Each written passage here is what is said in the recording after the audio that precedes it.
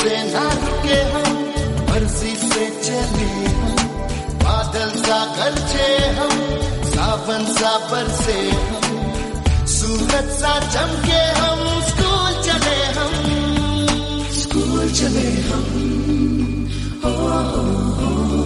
Hello student, myself Mohan Pal, you are SSC teacher. आज जो है एक नया चैप्टर हम पढ़ेंगे, फेडरलिज्म। बहुत ही इंटरेस्टिंग चैप्टर है।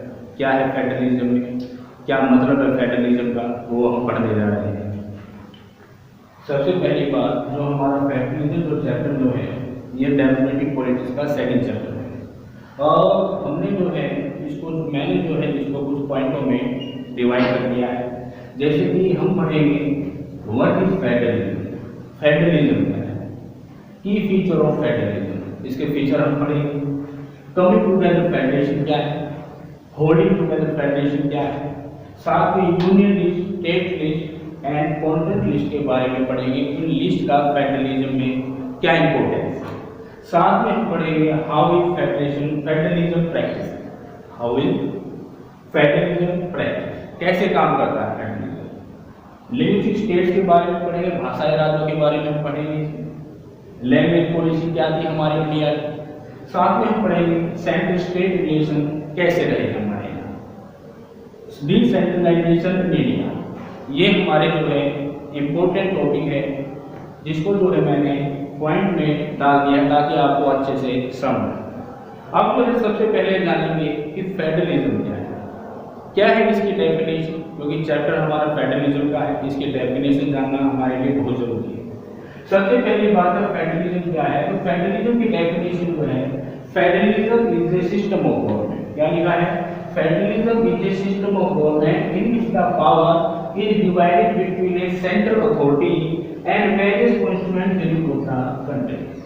मतलब क्या है कि जो फेडरलिज्म जो है, ये एक प्रकार की एक सिस्टम है, एक प्रकार का सिस्टम है हमारी गवर्नमेंट का, जिसमें पावर जो है सेंटर और स्टेट में डिवाइड हो जाती है। जो पावर सेंटर और स्टेट में डिवाइड हुई, इसी बात को क्या कहा गया है, फेडरलिज्म कहा गया है। अब दूसरी बात, हमने इसकी डेफिनेशन पढ़ी फेडरलिज्म की। अब साथ में क्या है, फेडरलिज्म के बारे में देखेंगे कि इसके फीचर क्या है, इसके इंपॉर्टेंस क्या है, यह किस तरह काम करता है। देखो एक बार क्या है, तो अगर हमने पहला जो पॉइंट पढ़ा वो हमारा क्लियर हो गया है, व्हाट इज फेडरलिज्म। अब जो है उसके बाद पढ़ेंगे हम की फीचर ऑफ फेडरलिज्म के बारे में।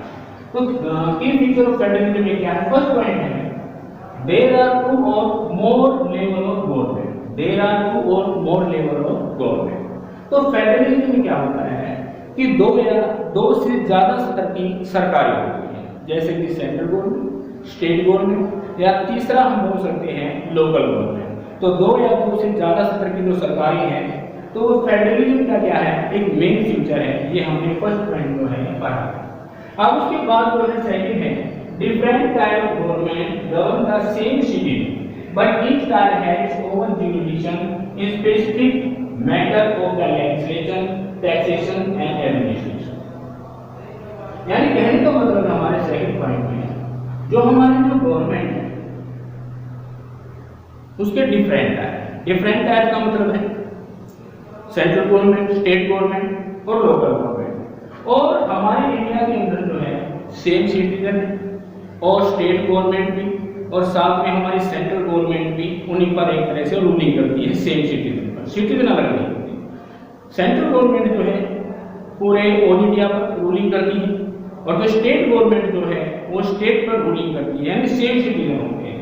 अब एक और बात है, इनका काम करने का अपना अलग तरीका होता है। काम करने का अपना इनका क्या तरीका है, तो सबसे पहली बात देखो, इनका लेजिस्लेशन का, टैक्सेशन का एंड एडमिनिस्ट्रेशन का अपना काम अलग होता है। सेंट्रल गवर्नमेंट का लेजिस्लेशन का, टैक्सेशन का, एडमिनिस्ट्रेशन का अपना अलग से काम होता है। और स्टेट गवर्नमेंट की बात करें, वो अपना अलग से लेजिस्लेशन, टैक्सेशन एंड एडमिनिस्ट्रेशन पर काम करती है। तो ये एक स्पेसिफिक किया गया है कि सेंट्रल गवर्नमेंट भी इस पे काम कर सकती है और स्टेट गवर्नमेंट भी काम करती है। स्टेट गवर्नमेंट ओनली स्टेट के लिए काम करेगी, ठीक है ना, और इन्हीं इशू पर क्या करेगी, एक तरह से इन्हीं रिलेटेड मैटर्स पर क्या करेगी, काम करेगी। और जो सेंट्रल गवर्नमेंट होती है पूरे ऑल इंडिया पर काम करती है, लेजिस्लेशन के, टैक्सेशन पर, एडमिनिस्ट्रेशन के काम। अब उसके बाद जो थर्ड पॉइंट जो है हमारा है the jurisdiction of the respective level of the times. Government are specified in the Constitution, so the existence and authority of each type of government is constitutionally guaranteed. अब एक और बात है, हमारे कॉन्स्टिट्यूशन क्या बोलते हैं? सेंट्रल गवर्नमेंट और स्टेट गवर्नमेंट को उनके काम करने के लिए पूरी तरह से छूट दे रही है, यानी पूरी तरह से उनको गारंटी दी गई है। यानी सेंट्रल गवर्नमेंट को भी गारंटी काम करें अपने फ्रीडमली, और स्टेट भी फ्रीडमली अपना काम करें। बट इसी काम को एक तरह से एक्सप्लेन कौन करता है, जस्टिफाई कौन करता है? तो उसको करती है हमारी जुडिशरी जो है उसको जस्टिफाई करती है। तो ये हमारे 3 पॉइंट थे। अब उसके बाद जो है 4th पॉइंट है, देखो क्या कुछ है।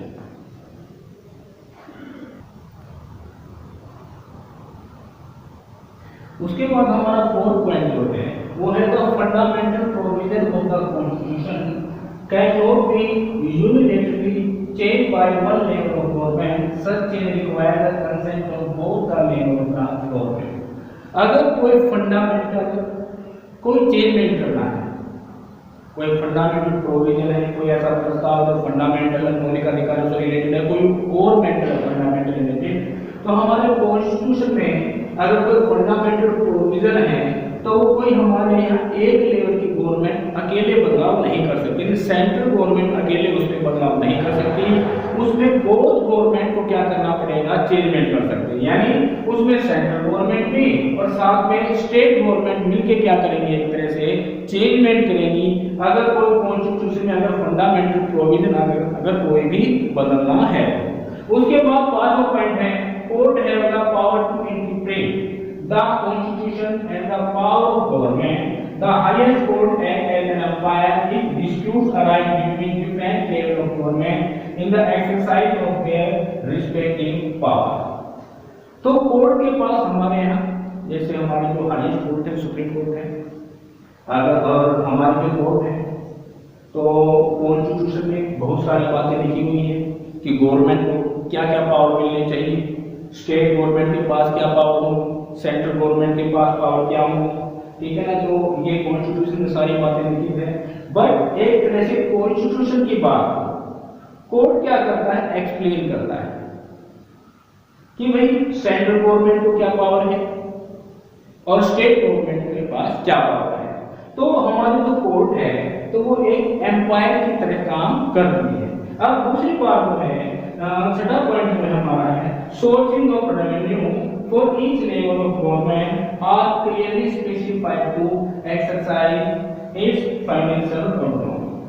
तो एक तरह से रेवेन्यू के जो सोर्स होते हैं वो डिफरेंट लेवल की गवर्नमेंट में डिफरेंट होते हैं। यानी कहने का मतलब सेंट्रल गवर्नमेंट जो है उनके अलग प्रकार के टैक्सेस हैं जो लेती है, और स्टेट गवर्नमेंट का अपना अलग से दायरा है जो टैक्स को ले रही है, टैक्स को वसूल करती है। तो sources of revenue for each level of government are clearly specified to ensure its financial autonomy.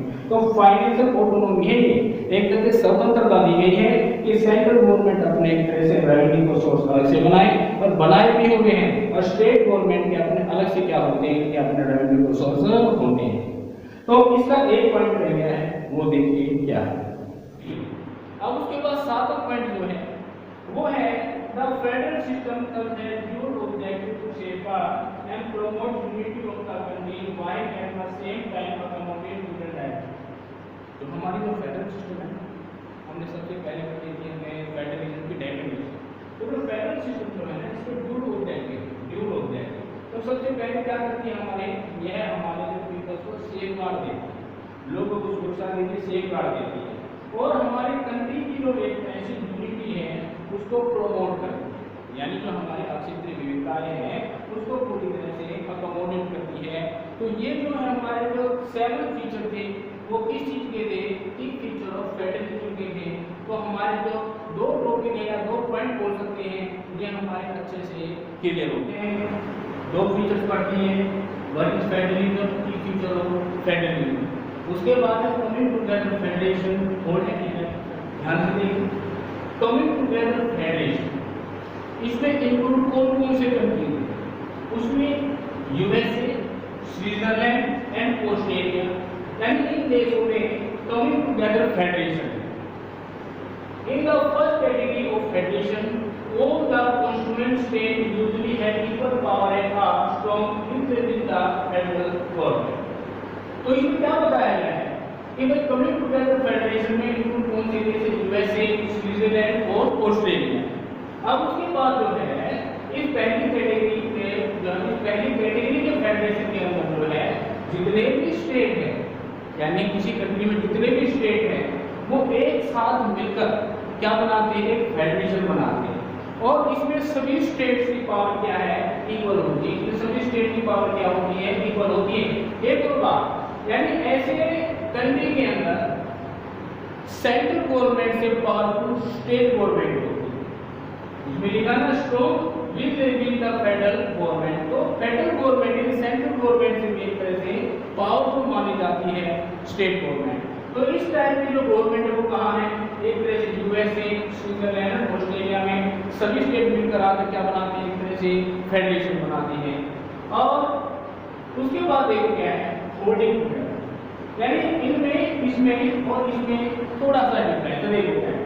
Holding together federation, the second route in where a large country decide to divide its power between the constituent state and the national government. India, Spain and Belgium are an example of holding together federation. In the second category, the central government tend to be more powerful with the अब उसके बाद जो है states की बात आई है, तो holding together federation की जो गवर्नमेंट, ठीक है ना? तो सबसे पहले जानो ये है कहानी गवर्नमेंट इस प्रकार की। तो होल्डिंग टुगेदर फेडरेशन की जो गवर्नमेंट है वो हमारे इंडिया के अंदर है, स्पेन के अंदर है और बेल्जियम के अंदर है। इसमें पावर क्या हो जाती है? डिवाइड हो जाती है। तो यानी कंट्री ज्यादा बड़ा हो तो उसमें पावर जो है डिवाइड कर दी जाती है। इसमें कर दी जाएगी, एक तो सेंटर और स्टेट के बीच जो है पावर डिवाइड कर दी जाती है। और इस प्रकार के एग्जाम्पल है इंडिया, स्पेन और बेल्जियम जहाँ पावर डिवाइड कर दी गई है। बट इसमें एक अलग से बात है कमिंग टुगेदर से कि इसमें जो है मोर पावरफुल कौन होता है? स्टेट से, यानी यहाँ स्टेट मोर पावरफुल नहीं है, यहाँ पर सेंट्रल गवर्नमेंट क्या है? ज्यादा पावरफुल है। यहाँ पर पावरफुल कौन सी गवर्नमेंट होगी? सेंट्रल गवर्नमेंट जो है यहाँ पर ज्यादा पावरफुल है। तो ये कमिंग टुगेदर फेडरेशन और दूसरा जो है होल्डिंग टुगेदर फेडरेशन। तो आपका जो है ये तीन पार्ट जो है क्लियर करा दिए गए हैं। व्हाट इज फेडरलिज्म, की feature of federalism, coming together federation and holding together federation. ना रुके हम, मर्जी से चले हम, बादल सा गरजे हम,